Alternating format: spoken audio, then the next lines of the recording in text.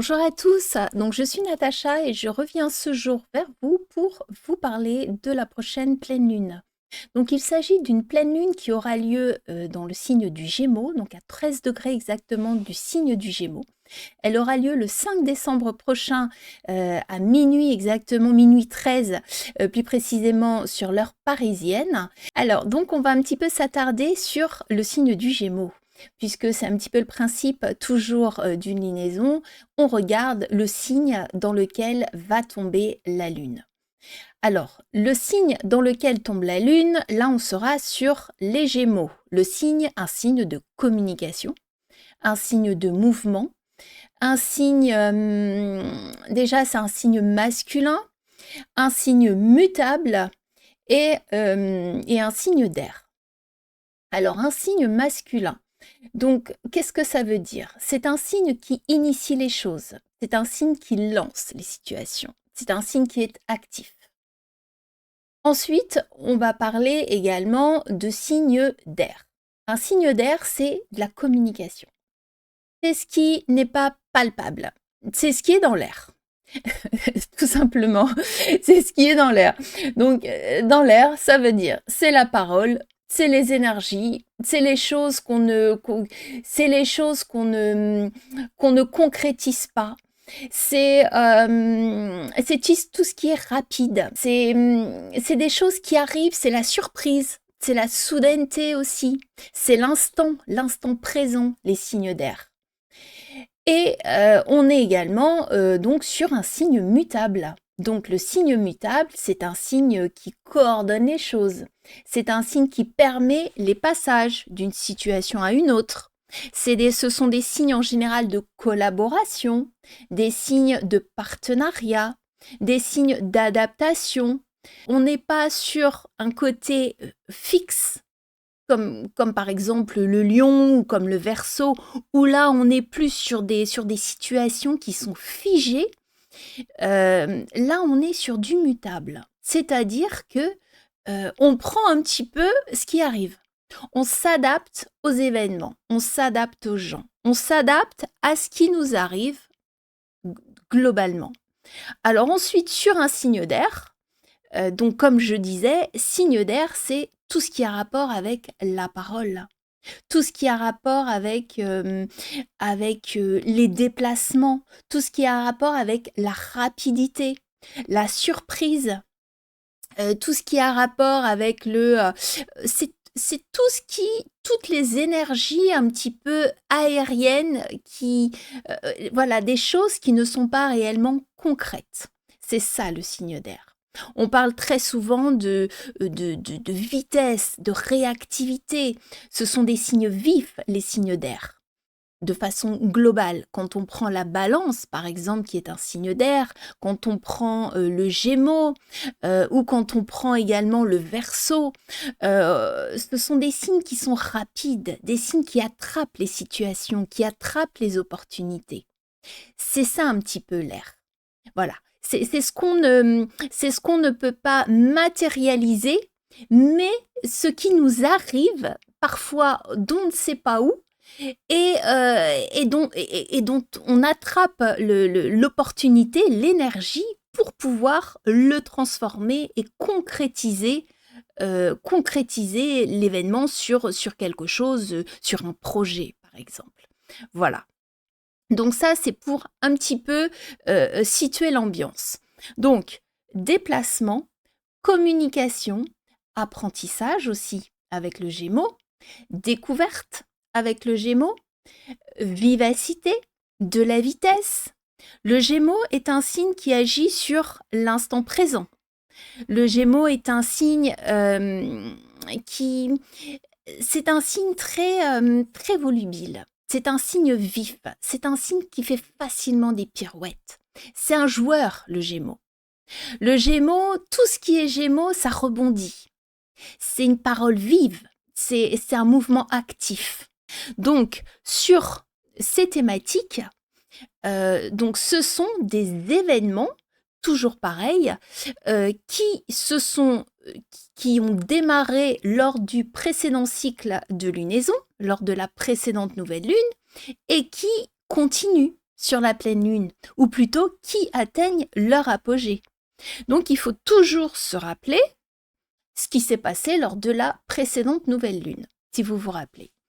Alors la précédente nouvelle lune, on était sur du scorpion, des énergies scorpions, des énergies transformatrices, des énergies où on avait besoin de refaire un bilan, de réanalyser les situations. On avait un Uranus qui était en face de cette nouvelle lune, donc qui pouvait nous apporter des surprises, des événements imprévus, des choses complètement irrationnelles, enfin dont on n'avait pas prévu. Et là, on assure la continuité de ce précédent cycle. Donc le précédent cycle, on avait un Mercure qui était en phase rétrograde, si vous vous souvenez. Donc la rétrogradation de Mercure nous a fait repenser les choses, réanalyser les choses, repartir en arrière sur des projets qu'on avait peut-être en tête et il a fallu les réévaluer pour pouvoir les mettre en place et pour pouvoir les adapter aux situations actuelles. Donc voilà, on a certainement eu affaire à des impondérables, à des choses imprévues. Et Mercure en phase rétrograde, c'est quelque chose qu'on doit refaire parce que ça n'a pas pris. Au premier coup, ça n'a pas pris. Donc on a dû le refaire. Là, aujourd'hui, Mercure est le maître de cette lunaison. Il est le maître de cette pleine lune. Il est reparti en phase directe. Il est reparti le 29, où il va repartir, tout dépend à quel moment où vous regardez cette vidéo, il repart en phase directe le 29 novembre. Donc là, on repart sur un Mercure plein pot. Il a eu le temps de s'adapter, de réanalyser les situations, de les transformer en phase de Scorpion. Donc là, il est prêt. Il est prêt, mais il travaille encore parce qu'il est toujours en phase Scorpion. Et le Scorpion, ça reste ce dont on parlait, c'est un signe de mouvement, de transformation surtout. Transformation émotionnelle, c'est un signe d'émotion, le Scorpion. C'est un signe fixe, c'est un signe qui va au fond des choses. C'est un signe quand il a quelque chose en tête, le Scorpion, il n'en démord pas. Il ne lâche pas les sujets, le Scorpion. Il va jusqu'au bout. Et on a toujours ce Mercure qui termine sa phase Scorpion, mais qui avance en phase directe dans ce signe. C'est-à-dire que tout ce qu'il avait à réévaluer, tout ce qu'il avait à réfléchir, ça a été fait. Au jour d'aujourd'hui, il va falloir mettre tout ça en place. Alors, dans le signe du Scorpion, on est encore en phase analyse. C'est pas encore le moment d'agir, j'ai envie de dire. C'est pas encore le moment puisque ce Mercure, il arrive doucement vers la phase Sagittaire. À ce moment-là, les situations seront certainement très différentes. Alors, si on regarde un petit peu tous les placements de cette pleine lune, donc comme je disais, on a Mercure qui est le maître de cette lunaison. Donc, ce Mercure toujours en Scorpion. On a également un Mercure qui fait un trigone donc à Saturne et à Jupiter. Alors, je vais un petit peu m'arrêter aussi sur Saturne, puisque nous avons également un carré entre la Lune, entre cette Lune, donc Gémeaux, à ce Saturne Poisson. Alors, le carré, si vous regardez sur ma carte que j'ai mise, il n'est pas visible, puisque c'est un carré large. Effectivement, on a une Lune à 13 degrés Gémeaux, on a un Saturne à 25 degrés Poisson. Maintenant, si on calcule donc techniquement avec les orbes, on est juste. Puisque la Lune, les orbes, c'est à peu près, donc si je pars sur le demi-orbe, on sera aux alentours de 6 degrés. Si je prends Saturne, on est sur 5-6 degrés sur le demi-orbe. Si je cumule les deux, on est à 11 degrés. Là, on a un Saturne à 25, on a une Lune en 13. Voilà, on sera à 12. Donc, pour moi, je le prends. Je le prends puisqu'on est quand même Gémeaux-Poisson. On est sur 2 signes en carré. Et ce Saturne, à mon sens, va avoir toute sa pertinence dans cette lunaison.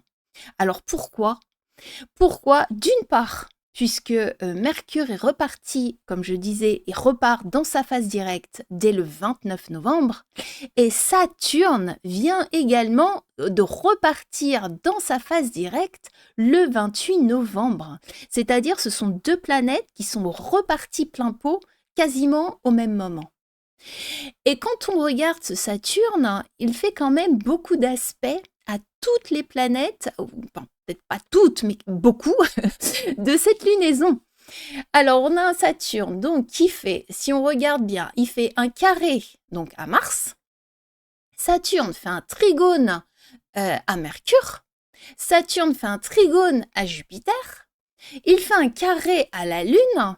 Et il fait un sextile à Uranus.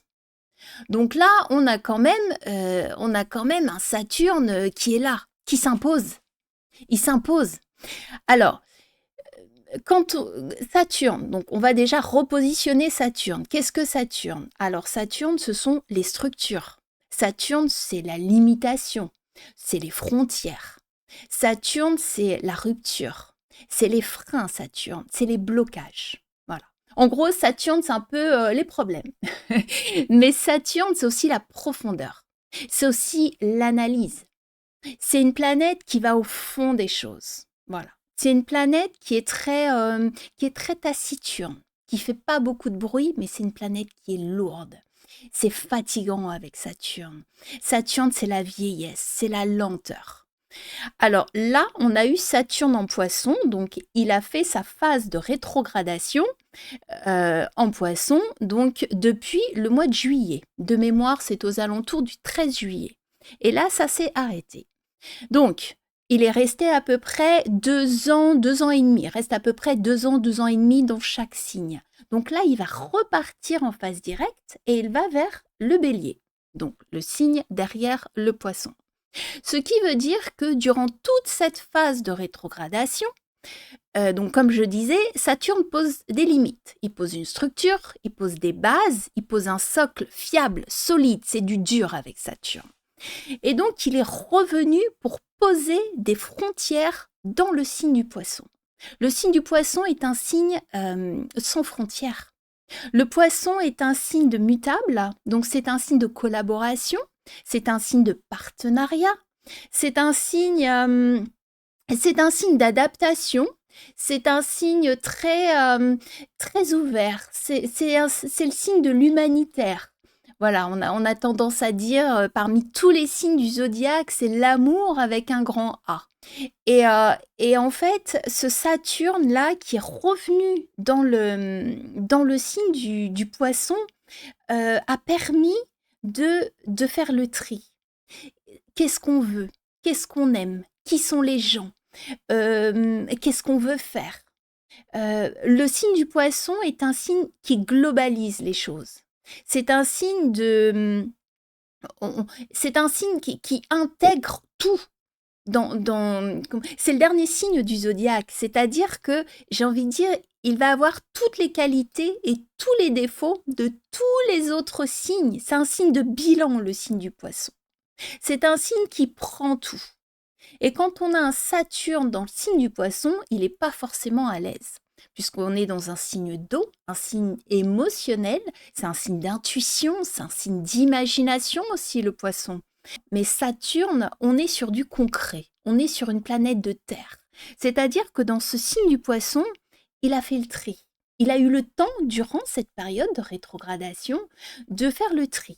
Ce qu'il aimait, ce qu'il n'aimait pas, ce qu'il voulait pas, pour pouvoir construire.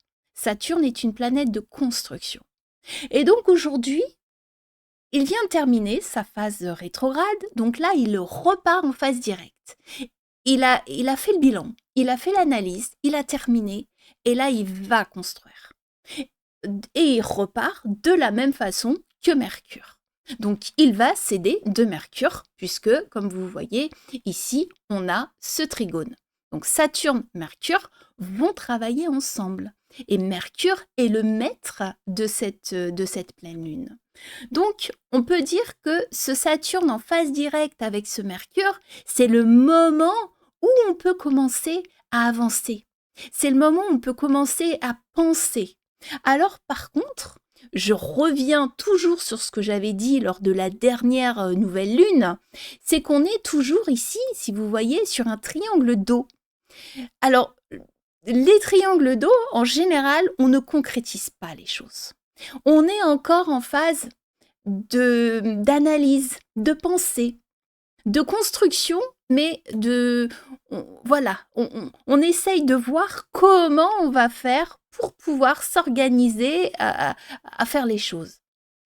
Et quand on voit la Lune, donc qui est aussi une planète de mouvement, la Lune, c'est une planète de pensée, c'est les émotions, la Lune, mais c'est aussi l'esprit, c'est aussi la pensée, c'est tout ce qui est à l'intérieur de soi. Dans le signe du Gémeaux, qui est un signe, comme je disais, très volubile, où il y a beaucoup de choses, c'est un signe mercurien. Mercure a tendance à multiplier ce qui touche. Le signe du Gémeaux, c'est un petit peu, on prend toutes les informations, on découvre plein de choses, on se renseigne, on cumule un peu l'information, on collecte. Le signe du Gémeaux est un signe de collecte d'informations, de collecte d'échanges. Les Gémeaux, très souvent, ont beaucoup d'amis, ils parlent à beaucoup de monde, ils ont plein de sujets de conversation, ils rebondissent sur tout, les Gémeaux. C'est un peu des girouettes, ils savent faire des pirouettes. Voilà, les pirouettes de langage. Ça, c'est typique Gémeaux, c'est un peu le MacGyver du zodiaque. Un Gémeaux, il se laisse jamais désabuser, un Gémeaux. Un Gémeaux, il a toujours une manière pour rebondir sur les situations. C'est un signe de... voilà, il a toujours eu un cran d'avance pour pouvoir s'adapter aux choses. Et donc, avec la Lune, qui est quand même une planète changeante, on va avoir plein d'idées. Il y a des idées comme ça qui vont fuser. Et quand on voit également ce Mars qui est carré ici à ce Saturne, donc Mars en Sagittaire, qui est le signe de la conquête, qui est le signe de la découverte, mais des grandes connaissances. C'est le signe de c'est le signe de la pensée, mais la pensée plus en fait avec le Sagittaire. On veut découvrir des nouvelles choses, des nouvelles cultures, des choses qui peuvent nous faire grandir l'esprit et nous faire voir la vie différemment.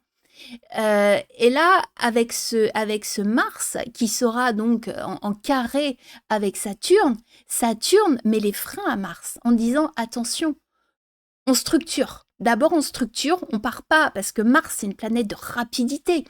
C'est une planète, et surtout en Sagittaire, où on est sur un signe mutable, c'est un signe qui a tendance à foncer. Et là, il est freiné par Saturne. Et c'est pour ça que je dis ne pas mettre en place encore ce qu'on a envie de faire. Il y a encore un petit laps de temps, on termine ce cycle de lunaison, donc qui a commencé à la dernière nouvelle lune par une phase de transformation.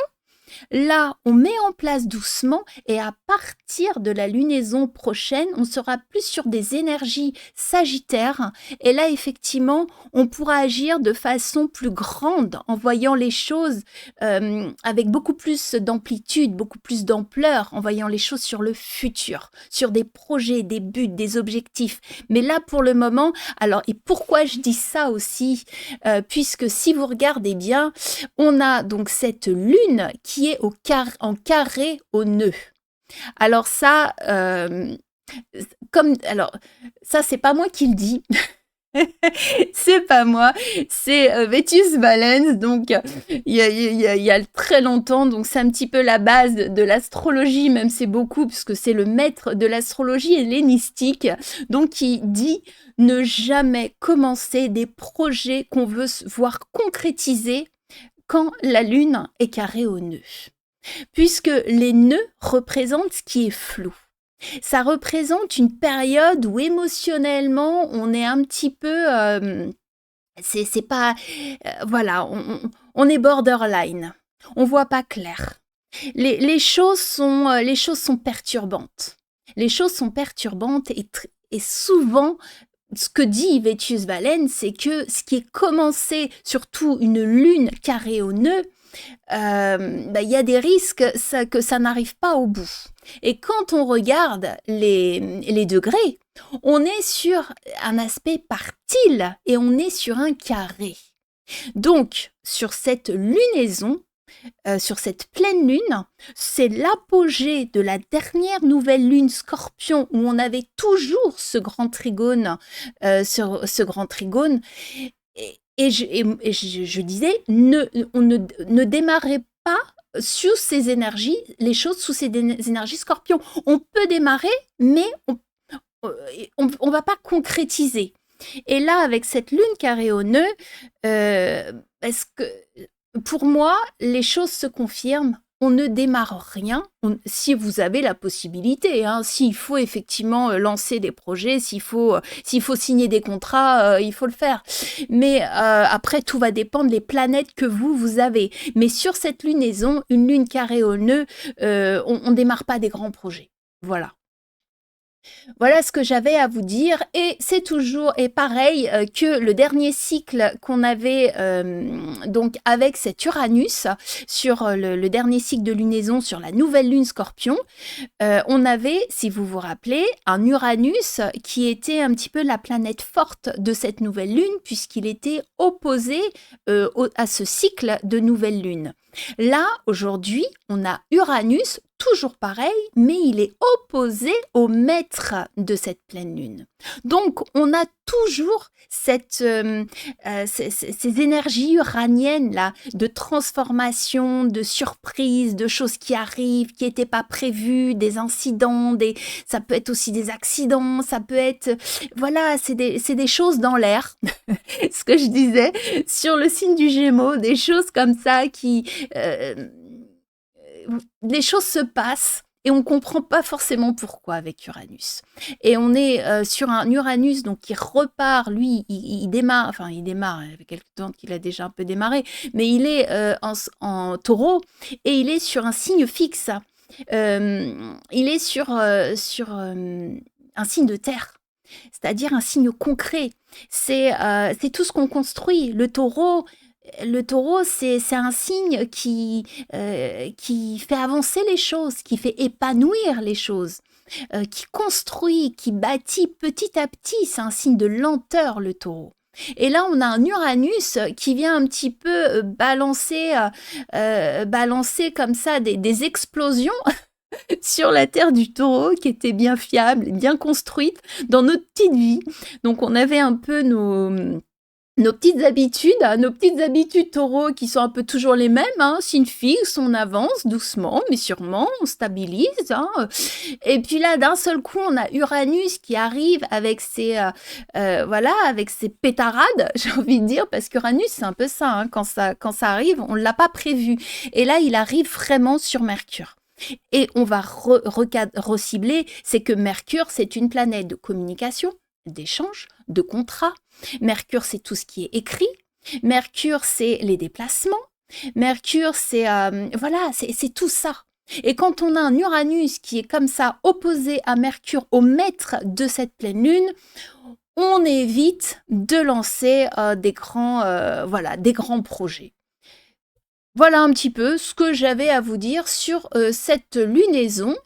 Et puis en plus, on a toujours ce grand trigone d'eau ici. Donc entre Jupiter, donc qui lui est en Cancer, qui est en exaltation, Saturne qui est en Poisson, Mercure, maître de cette lunaison, qui lui est en Scorpion. Donc on est encore sous des énergies qui sont émotionnelles.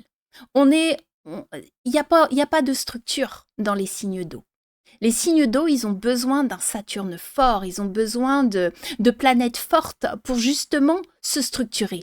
Puisqu'en eau, on a plein d'idées. L'eau, c'est la planète de l'imagination.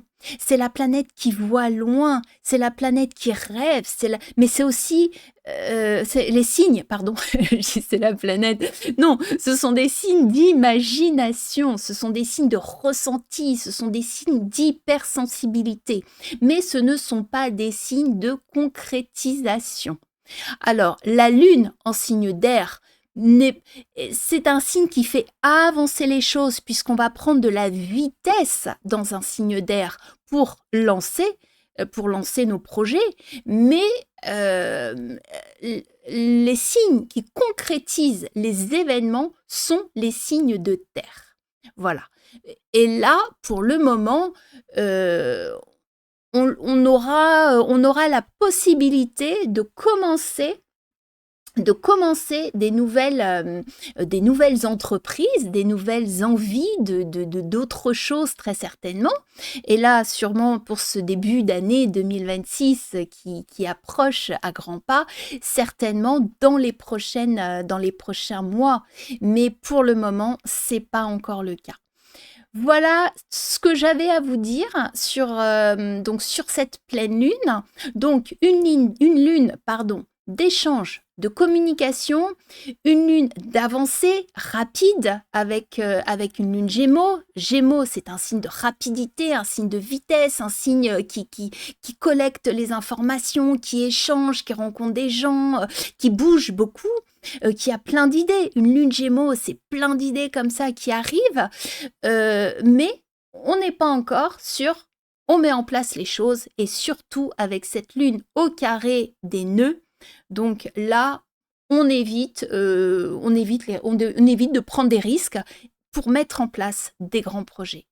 Donc maintenant, on va voir avec signe par signe, vous, en fonction de vos ascendants, comment cette lunaison, cette pleine lune, va vous impacter. À tout de suite. Donc maintenant, nous allons passer sur vos différents ascendants.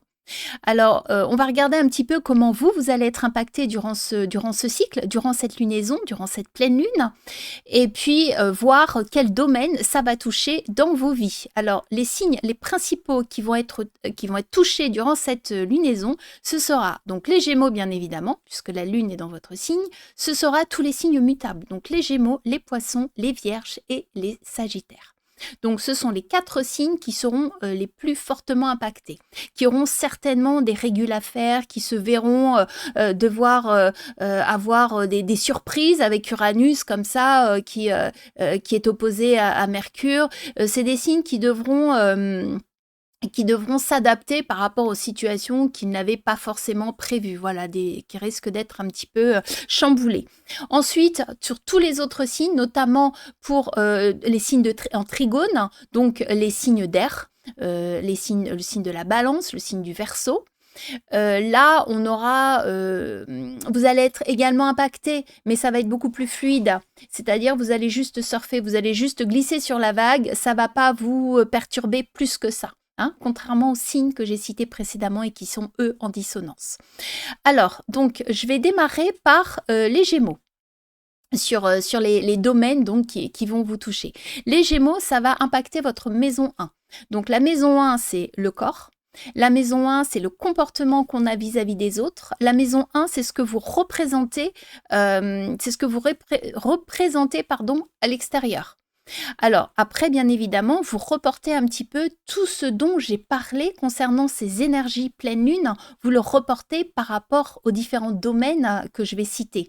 Donc, on avait parlé d'énergie, donc de mouvement avec le Gémeaux, on avait parlé de communication, on avait parlé d'échange, on avait parlé aussi éventuellement de surprise avec Uranus, donc qui s'oppose à ce Mercure, donc lui-même maître de cette lunaison. On avait parlé de structure et d'envie de construire des choses avec ce Saturne, donc qui arrive en trigone justement à ce Mercure. Donc c'est tout ça par rapport à vos situations présentes et par rapport à vos vies. Alors est-ce que vous n'allez pas rencontrer des nouvelles personnes qui vont vous proposer éventuellement avec qui vous allez vouloir collaborer, puisque Mercure c'est aussi un signe de signature de contrat, c'est un signe de communication au sens large du terme.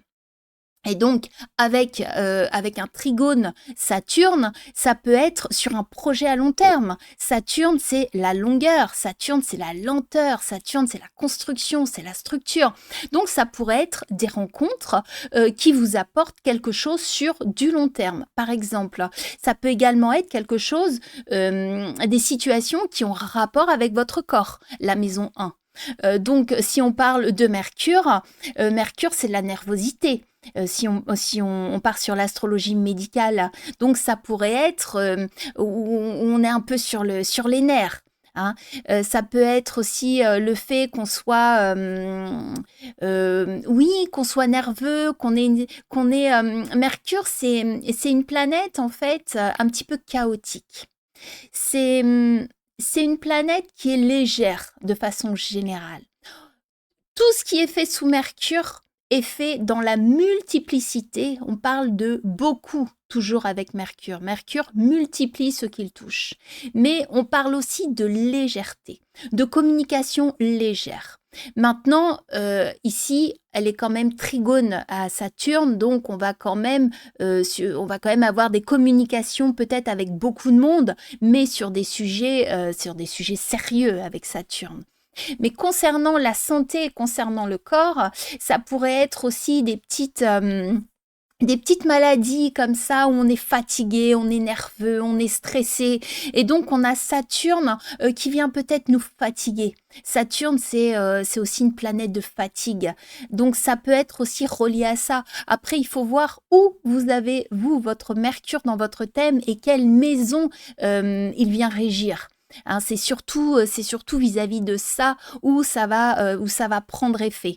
Hein, mais de façon globale,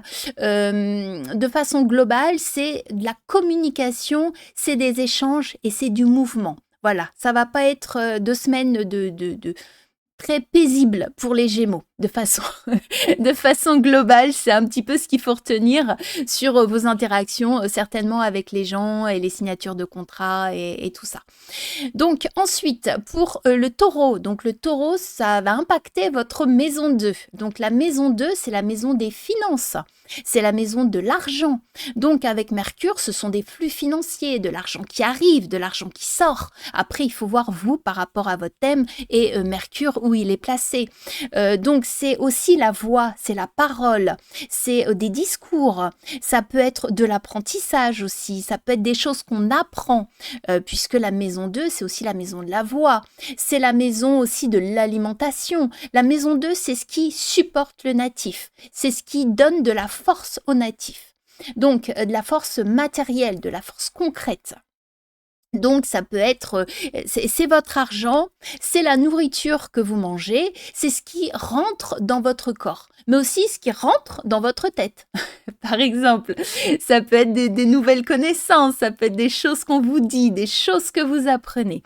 Voilà, en gros, pour le taureau. Après, vous resituez dans le contexte par rapport à vous, ce que vous vivez et dans quel sens ça peut vous impacter. Est-ce que vous avez des situations qui pourraient justement se corréler à ce que je suis en train de dire sur des énergies de mouvement, sur des énergies de communication, sur des énergies de découverte, de connaissance, de formation. On peut se former sur des nouvelles choses, on peut apprendre des nouvelles choses, par exemple. Alors, ensuite, les béliers. Donc, les béliers, ce sera la maison 3. Alors, la maison 3, c'est la maison de la fratrie déjà, c'est la maison des frères, des sœurs, et c'est aussi une maison d'échange. Donc là, c'est une maison de parole. Comment on va s'exprimer vis-à-vis des autres. Donc peut-être vous avez envie d'expliquer des choses aux autres. Peut-être vous avez envie d'écrire, parce que c'est aussi la maison de l'écriture, c'est la maison de l'expression. Ce qu'on a envie, les idées qu'on a envie de faire passer aux autres. Mais quand je dis les autres, c'est l'entourage proche. C'est plus les amis. C'est une maison aussi de déplacement. C'est une maison où on va mettre en pratique des connaissances que l'on a déjà ou que l'on va apprendre Mais on va pas apprendre des grandes choses.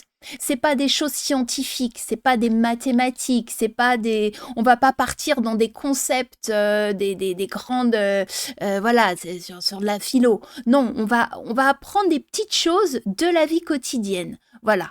Comment on répare sa télé, parce que la maison 3, c'est aussi une maison de technicité, c'est une maison de Mars, hein, si on s'en réfère à l'ordre chaldéen, par contre, des planètes. Donc, c'est une maison de technique, c'est la maison des outils. Quels outils on a pour faire passer nos idées, pour faire passer nos messages? Voilà, on bricole en maison 3, mais on bricole pour soi. C'est nos activités générales que l'on fait dans sa vie quotidienne. Voilà un petit peu, et vous remettez ça dans le contexte des communications, des échanges, des choses qui bougent, des nouvelles choses qui arrivent, on rencontre des gens. Voilà, tout ce dont je parlais sur cette phase de lunaison et sur cet Uranus, bien évidemment, qui vient tout droit face à Mercure, hein, en opposition à Mercure. Donc ça, c'était pour les béliers, la maison 3. Ensuite, on va passer la maison 4, donc pour les poissons, la maison 4. Alors la maison 4, donc ça va être la maison du père. Ça va être la maison du foyer, ça va être la maison de la famille, ça va être le qui on est à l'intérieur.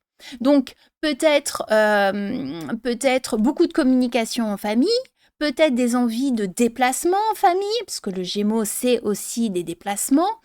Peut-être l'envie d'apprendre des choses ou l'envie de changer des modes de vie dans la famille, de changer des programmes, de changer de route, par exemple, pour aller au travail. Je sais pas, je dis un petit peu, voilà, mais des changements comme ça qui interfèrent dans le cadre personnel et dans le cadre familial et qui nous regardent nous et qui ne regardent pas forcément les autres. Voilà, qui n'ont rien à voir, les autres ne le sauront pas, les autres ne le voient pas. On change des façons de faire. On a envie d'écrire, on a envie de faire des courriers, on a envie de faire on a envie de reprendre contact éventuellement avec quelqu'un de sa famille, on a envie d'échanger avec quelqu'un qu'on ne connaissait pas, qui arrive comme ça et voilà. Voilà, ça peut être tout ça. Donc pour les poissons, la maison 4. Pour les Verseaux, c'est la maison 5. Donc la maison 5, c'est la maison des amours, c'est la maison des enfants. C'est la maison des plaisirs, la maison 5. La maison 5, c'est aussi la maison de la répétition. Donc ça, on le dit rarement, mais c'est également une maison d'apprentissage. Alors, on n'est pas comme sur la maison 9, où on apprend des choses parce qu'on veut avoir, comment dirais-je, on veut connaître, mais on veut agrandir son esprit. Voilà, la maison 9, c'est une maison à la base qui est spirituelle, donc on veut croître spirituellement et on veut connaître plus de choses. La maison 5, c'est plus une maison d'activité, de choses qu'on aime faire par plaisir et qu'à force de répéter parce que ce qu'on fait par plaisir, on a tendance à tout le temps le faire. Voilà, c'est par exemple si on aime manger, on a tendance à, si on aime faire la cuisine et qu'on aime manger, on va faire de la cuisine tout le temps. Parce qu'on aime faire la cuisine, puis on aime manger. Et du coup, on va devenir bon en cuisine. Donc, on va apprendre parce qu'on va répéter la chose. Vous voyez ce que je veux dire? Voilà. Comparativement à la maison 9, où on va apprendre, mais parce qu'on va vouloir intellectuellement comprendre telle ou telle culture, comprendre tel ou tel pays, comprendre telle ou telle chose. Vous voyez, c'est pas trop la même chose. Donc, pour les Verseaux, je reviens, c'est la maison 5, pardon. Et donc, eh ben, c'est des échanges, c'est Mercure, donc sur l'apprentissage, bah, ça peut être quelque chose, lire des livres, par exemple, parce qu'on aime lire des livres, donc à force de lire des livres, eh ben, on va de plus en plus vite, on devient bon, et puis on a peut-être envie d'en faire un play, ça nous fait plaisir finalement d'écrire, ça nous fait plaisir de partager les livres qu'on est en train de lire, ce qu'on a découvert, ce qu'on a lu. On peut partager des choses aussi avec nos enfants, on peut parler, voilà, il y aura du mouvement dans cette maison 5, on peut rencontrer des gens, par exemple, ça peut être aussi des rencontres sur les réseaux, par exemple, avec Mercure. Mercure, c'est tous les moyens de communication. Donc ça peut être aussi ça, des nouvelles rencontres, des déplacements, des choses qui nous font plaisir ou des choses en relation avec le Gémeaux ou avec Mercure. Alors en général, c'est tout ce qui est intellectuel, hein. C'est tout ce qui est de l'ordre de la pensée, c'est tout ce qui est de l'ordre de l'intellect et de l'esprit. Voilà, hein, dans la maison 5. Ou pourquoi pas apprendre des nouvelles choses à ses enfants. Ça peut être ça aussi, les inscrire sur des nouvelles formations. Ça peut être ça également avec Uranus, quelque chose de surprenant ou quelque chose qui arrive d'un seul coup, tac, ça tombe d'un seul coup. Ben oui, tiens, on va faire une formation. On n'avait pas prévu, mais finalement, on a l'opportunité mais on le fait. Voilà, ça peut être ça aussi pour les Verseaux. Pour le Capricorne, ce sera la maison 6. Donc la maison 6, c'est une maison c'est une maison de santé, c'est une maison d'effort, c'est une maison de travail. Donc peut-être on va beaucoup penser, on va peut-être revoir ses façons de faire, son hygiène de vie, sa façon est-ce qu'on dort bien, est-ce qu'on mange bien, aussi les collègues de travail, la maison 6 c'est également ça, c'est l'ambiance au travail, la maison 6. C'est pas ce qu'on fait, hein, c'est pas le statut professionnel, mais c'est l'ambiance quotidienne qu'on a à son travail. Donc beaucoup d'échanges, on s'entend bien avec les collègues, on parle beaucoup. Voilà, ça peut être aussi la santé. Donc une santé peut-être avec cet Uranus en face de Mercure, on peut avoir des petits pépins de santé comme ça qu'on n'a pas prévu, qui arrivent, qui interviennent, donc faut faire attention à ça. Et puis voilà, donc c'est aussi les animaux de compagnie, la maison 6. Donc faites attention à vos animaux, aux chiens, aux chats, c'est les petits animaux, hein. Donc voilà, avec Mercure, avec Uranus toujours, c'est face à Mercure et cette lunaison qui est assez rapide, les choses peuvent arriver d'un coup d'un seul. Donc voilà, faut toujours vaut mieux prévenir que guérir. Donc ça, c'était pour les Capricornes, la maison 6. Donc maintenant, Sagittaire, la maison 7. Alors la maison 7, on sera sur le couple. On sera sur le couple, on sera sur les partenariats, on sera sur les contrats, on sera sur les collaborations, on sera sur tous les échanges qu'on a avec les gens, mais les échanges en face à face, hein, en tête à tête. Voilà. Donc ça peut être soit le patron, ça peut être avec ça peut être le médecin avec son patient, ça peut être un praticien avec son client, ça peut être le vendeur avec avec son client. Vous voyez, c'est voilà, les relations, les interactions qu'on va avoir avec les gens, mais deux par deux. Hein, c'est pas les groupes. Voilà. Et donc, peut-être des nouvelles interactions, des nouvelles connaissances avec Uranus, des choses surprenantes. Voilà. Ou éventuellement avec ce Saturne qui vient donc en trigone à Mercure. Ça peut être aussi des amitiés, des gens qu'on connaît et on a des interactions qui sont de plus en plus fortes, où on s'entend de mieux en mieux et on a des amitiés solides, ou un couple qui se forme. Donc on était, c'était léger, on vivait pas ensemble, on se voyait une fois de temps en temps, puis d'un seul coup, ça se resserre un petit peu, les liens se resserrent, et puis on devient un couple fort, structuré, on peut habiter ensemble, quelque chose qui dure, hein, une liaison qui change doucement et qui peut être amenée à durer ou à être de plus en plus forte avec ce Mercure en trigone Saturne. Ça peut être ça également. Donc ça, pour les Sagittaires. Pour les Scorpions, ce sera la maison 8. Alors la maison 8, c'est une maison de transformation. Donc c'est une maison, c'est un passage en fait, la maison 8. C'est une maison, moi j'ai tendance à dire, de transition. De transition entre ce que m'apportent les autres, ce que je peux faire de ce que les autres m'apportent, des ressources que les autres m'apportent, pour pouvoir, moi, les transformer et en faire quelque chose pour évoluer et aller au-delà d'eux. Voilà, la maison 8, c'est un petit peu ça. C'est-à-dire que avec tous ces échanges, avec cet Uranus qui arrive face à Mercure, avec ce Saturne qui vient un petit peu figer Mercure, qui vient un petit peu construire et solidifier des relations qui étaient peut-être un petit peu, oui, qui demandaient justement à Mercure Mercure en Scorpion qu'on analysait, et là on vient vraiment les structurer avec ce Saturne. Donc c'est comme si pour la maison 8, pour les Scorpions, on revoit un petit peu les relations ou les interactions ou les déplacements ou ma façon de vivre dans la vie quotidienne, dans les échanges que j'ai, dans les trajets que je fais de façon globale dans ma vie.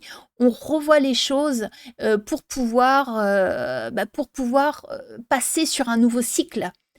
Voilà, hein, on transforme un petit peu toutes ces énergies mercuriennes, donc de la vie quotidienne, pour pouvoir faire en sorte d'être plus zen et de transformer des choses dans sa vie. Voilà, sur des choses mercuriennes. Ça peut être aussi, on peut changer des relations, par exemple avec l'écrit. On peut écrire des choses à quelqu'un et qui catapulte une relation. Ça peut être ça aussi. C'est Mercure, l'écriture. On peut signer un contrat qui change notre vie. On peut changer, on peut transformer, on peut changer comment dirais-je, un trajet de voiture. On peut aussi, malheureusement, donc là, faites attention, avoir un accident avec ce Mercure donc opposé à Uranus donc pour les Scorpions. Hein. Donc là, voilà, donc il faut faire attention. C'est une transformation dans tout ce qui est domaine mercurien. Après, vous voyez, vous, dans vos vies, sur quel contexte, comment ça pourrait s'exprimer, se manifester, parce que c'est aussi, et c'est surtout même en fonction de Mercure dans votre thème. Hein. On ne verra pas tous la même chose. Ensuite, on a la Balance, c'est la maison 9. Hein. Donc la maison 9, c'est la maison des grands horizons, des nouveaux horizons. C'est la maison de la grande connaissance. C'est la maison où on a besoin de connaître, on a besoin de savoir, mais pour pouvoir évoluer, pour pouvoir avoir quelque chose de plus grand, pour pouvoir changer sa façon de penser, pour pouvoir changer le sens de sa vie. Voilà, donc c'est par rapport à Mercure, ça peut être la formation, ça peut être des nouveaux profs, ça peut être avec Mercure les déplacements, des voyages, pourquoi pas peut-être prévoir des vacances, pour découvrir des choses nouvelles, prévoir un voyage. Voilà, c'est tout ce qui va s'apparenter à la maison 9, c'est à l'étranger, c'est la formation, c'est l'étranger, c'est la connaissance, c'est le guide. Ça peut être aussi, on donne des cours. Hein, pourquoi pas partager nos connaissances avec les autres. Si on est écrivain, pourquoi pas se faire éditer, par exemple. Hein, tout ça, ça relève du domaine de la maison 9. Hein, et donc ça, ce sera pour les balances. Et donc les balances, c'est aussi un signe de collaboration, de coopération, et c'est un signe qui sera en trigone à cette lunaison. Donc ça peut être plutôt pas mal pour pouvoir évoluer et pour pouvoir partager partager vos idées, vos connaissances avec les autres. Donc ça peut être un bon moment pour le faire. Ensuite, la Vierge. Donc les Vierges, ce sera la maison 10. Donc la maison 10, c'est la maison de la carrière, du statut social. Donc ça peut être, un nouveau contrat, ça peut être on prend du grade. Hein. C'est aussi la maison du patron. La maison 10, c'est tout ce qui va concerner la façon dont les autres vous voient. Voilà, donc avec Mercure, donc c'est c'est de l'activité, Mercure. Mercure, c'est du mouvement, c'est du déplacement, on fait bouger les lignes avec Mercure. Hein. Donc ça, ce sera sur votre côté professionnel, hein, sur votre carrière.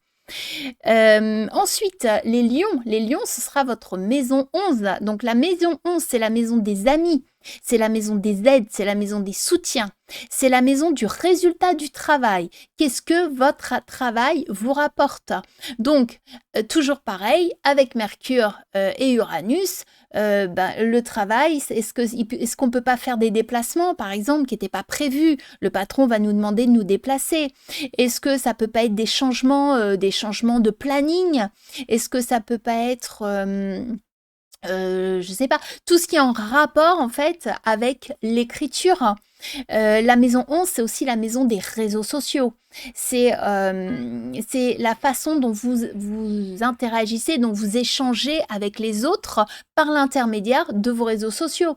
Donc, vous pouvez éventuellement faire des nouvelles rencontres, échanger avec des nouvelles personnes, voilà, de façon assez surprenante, hein, par exemple, et puis échanger sur des sujets assez sérieux, puisqu'on a quand même un Mercure trigone Saturne. Donc, on peut aussi éventuellement faire des projets à long terme ensemble via des gens qu'on pourrait rencontrer sur des réseaux. Ou bien c'est les résultats, la maison 11, c'est aussi le résultat du travail. Donc, pourquoi pas être en intérim ou être en CDD et on apprend qui passe, pourquoi pas, en CDI. Donc, ça peut être aussi une bonne nouvelle, surprenante, voyez, tout ce qui est résultat du travail ou une augmentation, par exemple, une augmentation. Alors maintenant, avec Saturne, ça peut être aussi la stabilité, ça peut être une stabilité sur le salaire. Maintenant, Saturne, c'est quand même une planète, c'est pas Jupiter. Hein. Bon, on a quand même ce Mercure, alors là, voilà, on a quand même Mercure, pardonnez-moi, qui est en trigone à Jupiter. Donc, je reviens sur ce que je suis en train de dire, ça peut être une augmentation. Voilà, pour les lions, en maison 11, ça pourrait être un changement sur votre salaire. Ça pourrait être des tickets restaurants, des petits plus comme ça qu'on pourrait avoir pour les fêtes de fin d'année, éventuellement. Voilà, ou les réseaux, comme je disais, ou les amis, des nouveaux amis, hein, ou des amis qu'on avait déjà et où la relation se solidifie avec ce Saturne trigone Mercure. Et puis, pour terminer, donc les cancers, ce sera votre maison 12. Donc la maison 12, qui est une maison, donc c'est une maison de retrait, c'est une maison de repos. C'est une maison où on pense, mais de l'intérieur. C'est une maison que les autres ne voient pas. Voilà. Donc, ça peut être aussi une maison du passé, des gens qui reviennent de façon surprenante. Ça peut être, c'est une maison aussi de l'imaginaire, si vous êtes écrivain, si vous êtes artiste. Donc, avec une lune Gémeaux, vous pouvez avoir plein de nouvelles idées. Alors, dire qu'elles vont se concrétiser là, tout de suite maintenant, je ne pense pas. Mais vous pouvez collecter les idées, vous pouvez avoir des trucs comme ça avec Uranus opposé à Mercure. C'est des choses comme ça qui arrivent qu'on n'avait pas prévues, type des flashs, quoi, des « waouh, je devrais faire ça, je devrais créer ça ». Voyez, voilà, pour tous les artistes, ça peut être vraiment une très bonne pleine lune. Et également pour des rencontres, peut-être des gens éventuellement du passé, des gens qu'on connaissait, des gens qu'on est éloignés aussi. La maison 12, c'est la maison de l'exil, des gens qui reviennent et qu'on ne se voyait plus depuis pas mal de temps. Et puis ça peut être aussi, un moment où on se décale de la vie, quotidienne et où on se met dans sa bulle et où on réfléchit soi-même ce qu'on a envie de faire, les projets qu'on a envie de faire et puis on garde ça pour soi parce que la maison 12, c'est une maison de break, de repos, de retrait, de retraite, mais aussi de vacances aussi. Faut pas l'oublier. Et avec Mercure, donc lune chez Mercure, ça peut être un moment sympa pour décrocher et pour partir. Voilà. Donc voilà un petit peu ce que je voulais vous dire sur toutes ces énergies de pleine lune.